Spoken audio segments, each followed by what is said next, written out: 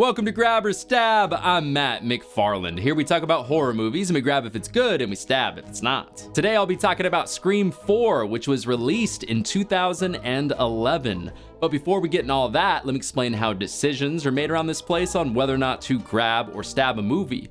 First of all, it comes down to how good are the kills. Second, the characters in the movie. Third, the Ghostface reveal. And lastly, how scary is the movie? Also, I'm gonna have a little bonus segment at the end of this video that you're not going to want to miss. Scream 4 revolves around the 15th anniversary of the original Woodsboro massacre. The story follows the return of Sidney Prescott after 10 years away and the return of Ghostface killing students from Woodsboro High. This time around, the movie really leans into that young teen audience and adds a focus around social media and internet fame as heavy influences on the storyline. You know, these films are not only great horror in the sense that they're very scary, but they're also very witty. You know, they're self-referential, and they also take a look at the time, you know, whatever generation that is, whatever decade we're in. And, you know, so in these films, we take a look at like, technology and how things have changed in that sense. Scream 4 definitely has the youngest feel to it. Even the high school students look a lot younger than the high school kids in the original. When Scream 4 came out, though, a lot of people were curious how the franchise was going to evolve after Scream 3. I'm not as tough on Scream 3 as a lot of people, but there's no doubting the reception of the movie was definitely mixed. So, the franchise took an 11-year break before releasing Scream 4. In 2008, Wes Craven said he would be up for directing a fourth Scream if the script was good enough. Kevin Williamson, who wrote 1 and 2, confirmed his comeback to the franchise 2 years later, which helped lure Wes Craven back as well. This is yet another thing that makes Scream very unique amongst its peers of iconic horror franchises. Maintaining continuity with the director across 4 straight movies is definitely impressive. Something Friday the 13th, Halloween, A Nightmare on Elm Street, and Child's Play weren't able to do.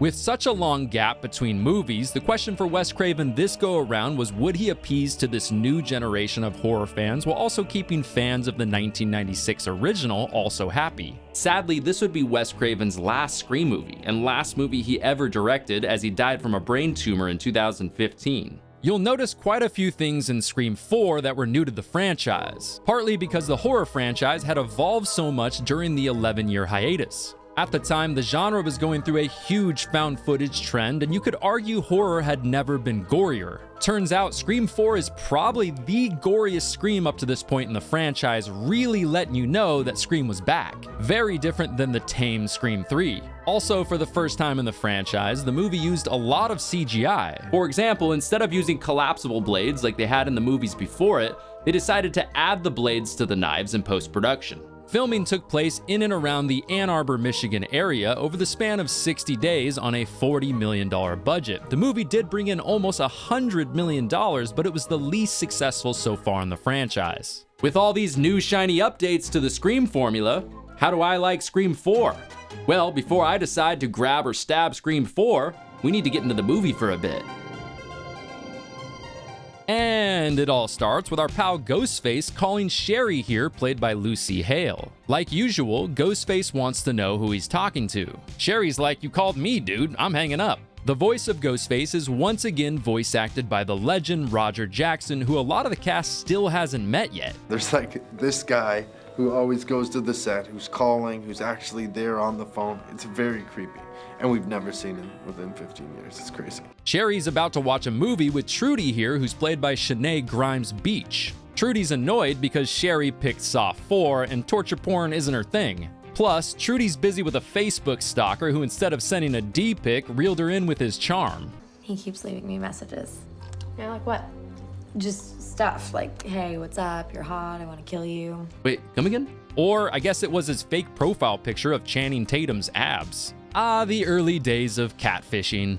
By the way, I'm glad we're all in agreement that the Sidekick is one of the greatest phones in history. Eventually, the two find out that the caller is the same person messaging Trudy when the Facebook stalker insists that they pick up the phone. The caller then double dog dares them to open the front door, so that's what Sherry does. What does it say? It says I'm not outside. I'm right beside you. After Trudy's stabbed, a second Ghostface pops out, slitting Sherry's throat. Okay, this is clearly not Scream 3. We're getting some blood in this one. In reality, though, this was just a clip from Stab 6, which Chloe and Rachel here are watching from their couch. Rachel, played by Anna Paquin, is giving some more of the meta self-awareness and ripping apart how dumb of a plot a Facebook killer is. She also goes into how the entire Stab franchise is too repetitive and should just give up, which is in reference to all of the repetitive horror remakes after Scream 3. But Chloe, played by Kristen Bell, sounds kinda like me when I explain why people are scared of the Scream movies. She explains how the Stab movies are scarier because it's not about aliens or zombies, and how there's something just real about a guy with a knife who just snaps. But Rachel just won't stop being the Debbie Downer, and ruining Chloe's movie night's gonna cost ya. So Chloe stabs Rachel, as we then find in reality the movie within the movie within the movie was just the opening to Stab 7. Now we're on another couch at night with two young girls who are watching what we just saw. Lost yet? Marnie on the left, played by Britt Robertson, isn't a fan, but Jenny on the right, played by Amy Teagarden, is a huge fan of the Stab franchise, even saying she's watched this opening 5 fucking times. After Jenny explains why she likes the intro, we find out the two live in Woodsboro and probably aren't alone in the house. The phone rings, which turns out to be Jenny somehow perfectly impersonating Ghostface with an app on her phone. Jenny then hears Marnie get attacked while they're on the phone together. Then the phone rings again. Think of me as your director. You're in my movie. You got a fun part, so don't blow it. What movie? Same one Marnie's in, only her part got cut way back. Come on, Marnie, quit goofing. Whoa, through the window too? She's going all out on this prank. Marnie's actually dead though. Oh, hello, Ghostface. Jenny eventually gets stabbed and falls into the garage. She's not gonna, is she? And tipping its cap to Tatum in the first movie, she gets crushed by another incredibly strong garage door. This time with the correct safety mechanism though, but survives before finally getting finished in a similar fashion to Casey Becker in the first movie. They aren't gonna do the stab thing again, are they? Ah, thank God. I actually don't hate this opening scene, even though it's way less intense than the openings before it. I think it's pretty funny. Is it probably the worst opening to any Scream movie so far? Yeah, probably, but I still didn't hate it. After another slashy movie title sequence and our triple opening, we're back in Woodsboro where some prankster decided to spend a hell of a lot of money decorating every single light in town square with a Ghostface costume. Why? Well, because it's the anniversary of the Woodsboro massacre. And arriving in town is Neve Campbell once again as Sidney Prescott, the final girl from the first 3 movies. Sidney's here with her publicist on the last stop of her book tour, promoting her new book, Out of Darkness, The True Story of Survival. By the way, the angelic glowing Instagram filter over the entire movie was an interesting choice. We then jump to Dewey and Gale's place because if you remember at the end of Scream 3, Dewey proposed and now they've been married for 10 years. Dewey is once again played by David Arquette and Courtney Cox as Gale Weathers. Dewey apparently doesn't limp anymore because of physical therapy or something, and because of the sticker on the back of Dewey's car, we now see that he's the Woodsboro sheriff. A girl named Kirby Reed speeds past to pick up her friend Jill Roberts and Olivia Morris. Kirby Reed is played by Hayden Panettiere, Jill Roberts is played by Emma Roberts, and Olivia Morris is played by Marielle Jaffe. Fun fact, Emma Roberts is Julia Roberts' niece, and Emma Roberts was actually the only actor playing a high school student who was actually a teenager. She was 18 at the time of filming this movie. Scream was also one of my favorites, not just saying that, it really was. I loved it, so to get to be a part of it it's really surreal, you know? Like I think I was probably like 14 or 15 when I saw the first one, and I never would have thought that I would be, you know, on the set of the 4th one 5 years later. I mean, that's crazy. Here we find out that Jill is Sidney Prescott's cousin. Jill's phone then rings and it says it's coming from Jenny Randall, who was one of the girls who died in the opening. They don't know that part yet though, but it's actually Ghostface asking what her favorite scary movie is. They hang up and Olivia mentions she got the same call from Marnie as well, who was the other girl killed in the opening. Back in town, we meet Deputy Judy Hicks, played by Marley Shelton, whose style of flirting consists of talking about how much older Dewey is in lemon squares. You're not cheating on your wife if you eat my lemon square. Yeah, but I would be cheating on my diet. Dewey, you're such a ladies' man. Fun's over though as they get a frantic call to come over to the Randall house. We also see here that other than her bad posture, Gale's trying to reinvent herself by writing a new book. Fiction this time as she gave up on that cutthroat reporter life. And as you can tell, the book's coming along great. Back at Woodsboro High, we meet our live streaming film aficionado Robbie Mercer, played by Erik Knudsen, and his buddy Charlie Walker, played by Rory Culkin. Yes, Macaulay Culkin's brother. Ghostface is gonna have to get through some traps in this one. Also, I'm sorry, but in what world are these two fellas hanging out with these girls? In the hallway at school, we meet Jill's ex, Trevor Sheldon, played by Nico Tortorella. We find out Trevor dumped Jill, but now wants her back and won't leave her alone. A translucently glowing Gale then walks into Sid's book signing. However, it's interrupted by Dewey and the police department because a phone from the crime scene was traced here. Turns out it's in the back of Sidney's rental car, along with what we assume is the murder weapon, a Ghostface mask, and some blood. I hope you purchased the optional insurance, Sid. Now the entire town's become a zoo again as they learn about the murders of Marnie and Jenny.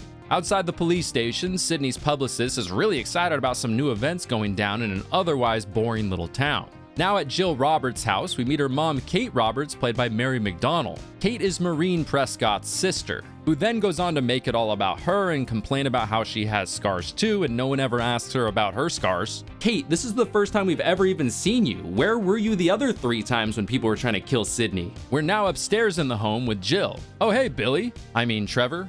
Apparently, Trevor snuck past the police outside and got in the house. Did I mention how great these cops are? Jill goes on to explain to Trevor that she just doesn't trust them, and then Trevor says, I'll just have to make sure that you do? Fellas, a little advice. We gotta stop thinking that no means just try harder. It doesn't, so stop being creepy fucks, okay? Sidney then interrupts the two, kinda like her dad did in the first movie. The 3 share some really awkward moments, and then Trevor leaves. As Sidney shuts the door, oh hey Judy, Judy says she's just making the rounds, but also explains to Sidney that they went to high school together and even were in the Peter Pan play together, to which Sidney doesn't remember her at all. Oh, that could be a potential motive. Anyways, great talk, Judy. Now get your ass outside and stop letting creepy boyfriends climb through windows. Outside, we get to meet the 2 lucky cops on guard duty. Deputy Haas, played by Adam Brody, and Deputy Perkins, played by Anthony Anderson. Olivia shows up at her house next door, alarming the cops. She can live next door to me. Jesus, Perkins, she's in high school. Kirby and Jill are watching Shaun of the Dead while Olivia calls them to see what's up. Olivia declines the invite to join them. Oh, and she mentions that her mom's also not home. What could possibly happen next? Jill then gets a call and the caller ID says it's Trevor, but it's actually Ghostface whispering, who not only correctly says which movie they're watching, but claims he's also standing in the closet. But he didn't say your closet, and you can say goodbye to Olivia. But it's not like they really took any time to making us care about her character anyways. And holy shit, this scene is brutal. Sidney heard screams and is now upstairs too as they watch Olivia get killed. Popcorn, anyone? Geez, help the poor girl. Turns out the cops aren't in their car, so Sidney goes next door alone. And if you thought Billy and Stu were turned on by blood, this Ghostface has taken that to an entirely new level. My god, is he using a buzzsaw in this movie? Sidney walks in the room to find Olivia gutted on her bed, intestines out and all. And why check to see if she's still alive when you can answer the phone? She answers and they have a nice little chat. I'm gonna slit your eyelids in half so you don't blink when I stab you in the face. Ghostface also tells her he's coming for her too, but until then, she's gonna have to suffer a little bit first. Jill arrives in the house as well, and turns out Ghostface hasn't left, slashing Jill across the arm before getting his ass kicked by Sid. Damn that kick. But don't turn around. Ah, damn, you did it again. And just as the cops arrive, Ghostface is gone. And acting like Billy in the first movie, Trevor's now immediately here to offer a helping hand. As Sidney leaves the crime scene, she's heckled by neighbors with things like, it's your fault and you're just like your mother. Remind me again why Sid ever comes back to Woodsboro at this point? At the hospital, Gale confronts Robbie and Charlie about working together because they run the cinema club at school. Gale assumes that they can offer their expertise on who the gore geeks are at Woodsboro High. And because the fellas are half chub and she offers a celebrity visit to the club, they accept. But they say the special visitors gotta be Sidney. Sorry, Gale. Inside the hospital, as she walks out of the doctor's office, Sidney's publicist is pitching her on leveraging this new set of murders for her next golden egg. So Sidney says, yeah, you're fired. Rebecca, her publicist, is now pissed and storms off to find herself in an empty parking lot. Ghostface calls her and says he's got a message for Sidney, and the message is her. Ghostface then stabs Rebecca as she tries to escape. Luckily though, in case you were nervous, Dewey's got everything under control. As Dewey explains to the media that he wants the community to know that they're very close to bringing this whole situation under control, Rebecca then falls to her death right in front of them. Under control, huh? Next, we transport to Cinema Club. On the walls, we've got Dawn of the Dead. All right. Rob Zombie's Halloween 2. Interesting. The Thing. Excellent choice. Gale was able to snag Sidney, and Sidney's interested in this whole live streaming thing that Robbie's into. Here, Charlie gives his opinion on what the new killer might be doing. And if the killer wants to be the new version, the killer should be filming the murders. Next, they do their best Randy impression and dive back into the self-awareness. They lay out the new rules, how the unexpected is now cliche and the kills have to be even more extreme. Also, that the only way to survive in a horror movie nowadays is that you pretty much have to be gay, which is a line I feel like they should have just cut out because that's not a rule in horror, and it's odd for a Scream movie to reference a horror rule that isn't somewhat true. That, and it's clear the killer's going off the stab structure, which will undoubtedly end in a main character third act bloodbath at a party. And it just so happens there's a stabathon happening tonight, which is a movie marathon where kids get together and watch all 7 stabs every single year. Sidney wants them to call off the party though, you know, that whole there's a serial killer on the loose thing. Later that night, back at the Roberts home, we find out that Jill's on house arrest. No worries though, because Kirby calls her and lets her know she's planning on drinking enough for the 2 of them at the stabathon. Kirby also mentions that she sees Trevor at the party, which is odd because it's not usually his scene. Inside the party, which of course Gale found, Gale puts on a Ghostface mask and looks as awkward as I would at a high school party. Yeah man, lit party dude, am I right? As tempting as the shitty plastic bottle high school vodka is, she's not exactly here to party. The real reason she's here is to film the entire thing in case something happens, kinda like she did at Stu's house in the original. While Robbie and Charlie lay out some of the drinking rules for the party, Gale sets up her cameras, then watches them from her car. Then, as it seems like she's doing a voice memo for her next book, suddenly someone starts taking out the cameras. Uh-oh, Gale immediately calls Dewey to get his ass over here. As Gale investigates whose grubby little fingers were on her cameras, she notices someone else has also placed a camera. Charlie was right. As Dewey's passing by Gale's car, he sees on the camera that Ghostface is about to attack Gale. He apparently screams loud enough to alert her just before she gets cut. Gale, though, still ends up getting stabbed right after Dewey fires a shot. Thanks for ruining the party, Dewey. And that stab definitely seemed to intentionally miss any vital organs. And since Dewey's on duty here, Ghostface obviously gets away. Back at Jill's house, Officer Haas and Perkins are going over movie rules and what it's like to be a cop in a movie. Sucks to be a cop in a movie, unless you're Bruce Willis. Deputy Haas then does his perimeter check, but there's some weird vibes in the air and Perkins isn't answering his radio. Anthony.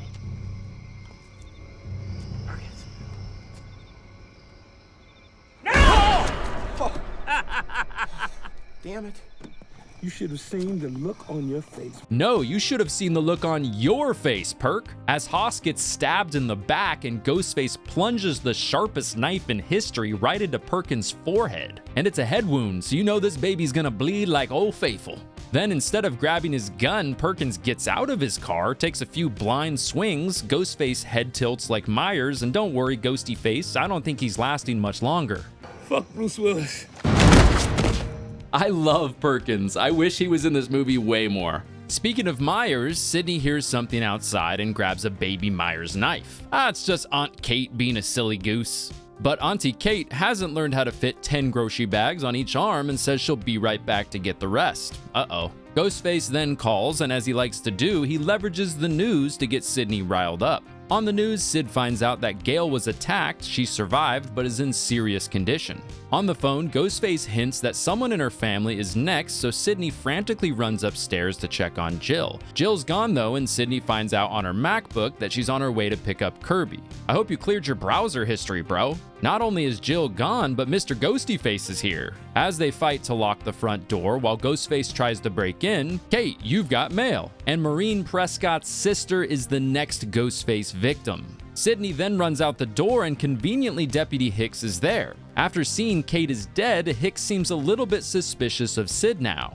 Maybe someone is finally learning what Randy wanted us all to know all along. There's a formula to it. A very simple formula. Everybody's a suspect.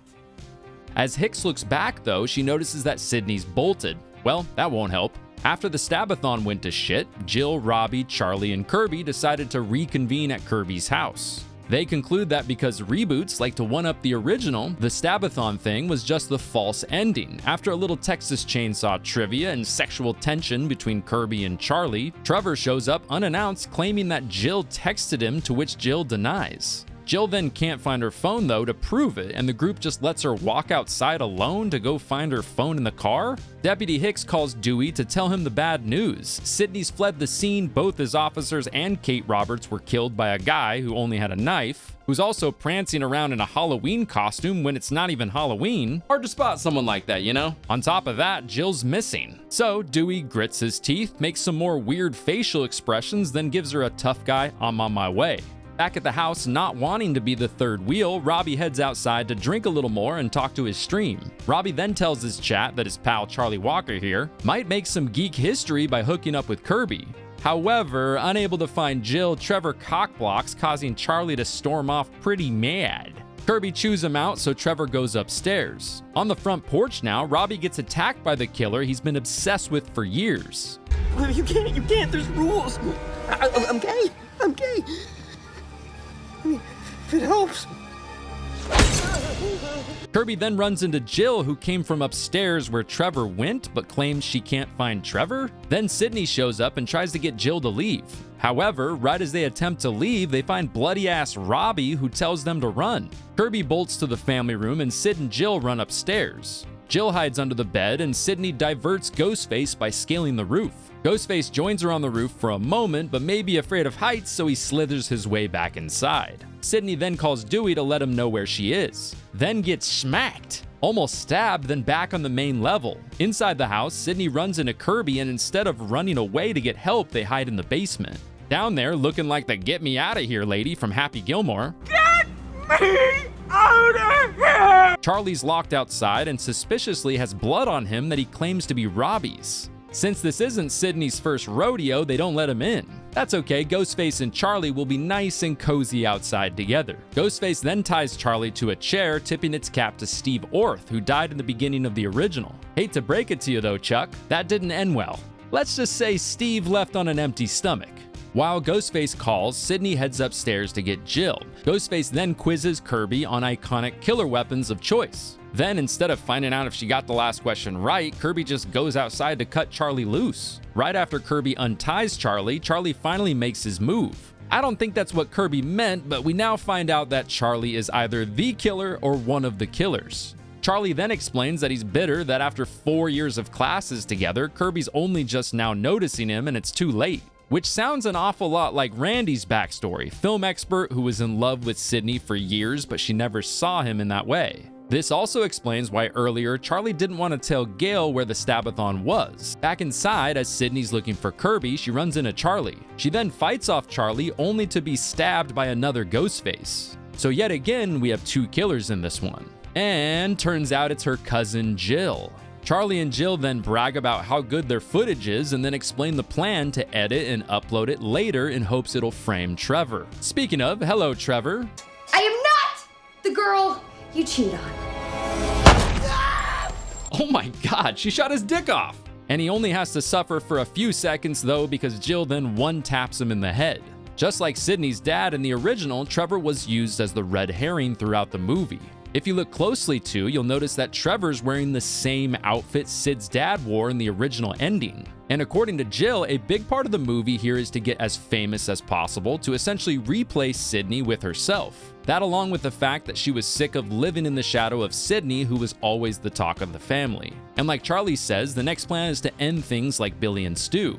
Trevor will be framed as the next Billy Loomis. Charlie will be Randy and Jill will be Sidney, the two innocent victims. But this time, Randy gets the girl. By the way, where are these fucking cops? But Jill has other plans. And being that she's Sidney's cousin, she knows how much the public loves a sole survivor. So instead of the shoulder, she stabs Charlie in the heart and tells him that she's gonna frame him as Trevor's accomplice. Jill then goes on to explain how nowadays you don't have to achieve anything great to become famous. You really just need fucked up shit to happen to you, which is partially in reference to the huge wave at the time of reality TV stars becoming some of the most famous people in the world. By the way, Sidney's making a great poker face for someone who's already been stabbed once, well, twice now. Alright, now time to set up the believable sole survivor story. A little scratch on the face, a hair pull, a knife to the shoulder. Yeah, I'm sure Kirby always hated that painting too. And before she lies next to Sidney, why not on top of it add a little classic Chris Farley van down by the river coffee table plunge? Have to hand it to her though, she's selling this shit. And as Jill is taken to the hospital, she hears reporters asking her how it feels to be a hero. Inside the hospital with Dewey, she puts on her best acting skills when explaining how sad she is about the other victims. I hate to break it to you though, Jill, but there is a slight problem with your fairy tale. After Jill expresses how badly she wished Sidney would have made it, Dewey then tells her that it's a little bit touch and go, but it looks like Sidney will probably make it. And Jill's reaction is obviously like, oh shit. Jill's now gonna make sure visiting hours are wide open in Sidney's room. After Dewey leaves, Jill rushes out of her room. Dewey then stops by Gale's room to share how cute it was that Jill mentioned they had matching wounds. Gale though then asks how she knew about that. Dewey finally pieces things together and bolts to go check on Sidney. You just won't die, will you? Who are you? Michael fucking Myers? There you go, finally an accurate movie comparison unlike that Final Destination shit from earlier. Jill then starts choking out Sidney. Ah damn, those punches to the stitches make me cringe.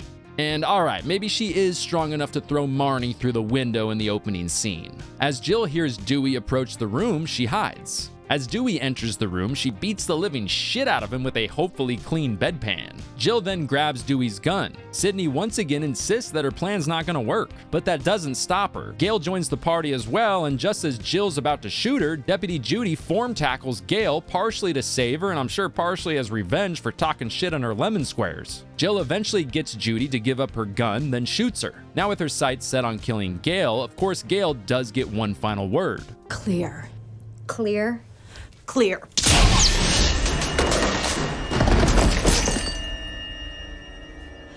You forgot the first rule of remakes, Jill. Don't fuck with the original. Oh, that's so bad that it's good. You know, I had a defibrillator joke ready for this one, but I think it's just a little bit too shocking. Okay, I'll stop. And man, medical devices just ain't what they used to be as Jill shakes it off, grabs a piece of glass, but makes a little too much noise, and Sidney shoots her in the chest. And don't worry, nobody's gonna need to learn any new lemon square recipes. Yes, Deputy Judy Hicks is alive. She must have seen Scream 3. Turns out not only is this the first time Dewey doesn't get stabbed in a Scream movie, but it's also the first time one of the Ghostfaces doesn't get shot in the head. And the Woodsboro Massacre reboot officially ends with reporters telling viewers that Jill Roberts is an American hero, which is going to age great. We have you sort of in our sights, and we both want to just thank you from our hearts and souls. You guys have all been wonderful and great, from the actors to the groups to everybody. It's such a pleasure. Such a pleasure. Thank you for helping us get through this. Here's the Ghostface. Cheers to you, Wes, and all that you've done for the genre. And now it's time to find out if Scream 4 is good enough to grab or if it's one we want to stab. First off are the kills. There were 14 deaths in Scream 4, which is actually the highest body count so far. And arguably, the kills in Scream 4 were the most creative so far in the franchise. My personal favorite kill in the movie would have to go to Officer Perkins when he got stabbed in the forehead. Now, I know you're probably thinking that kill is completely unrealistic. How does he get stabbed in the forehead and then continue to walk around?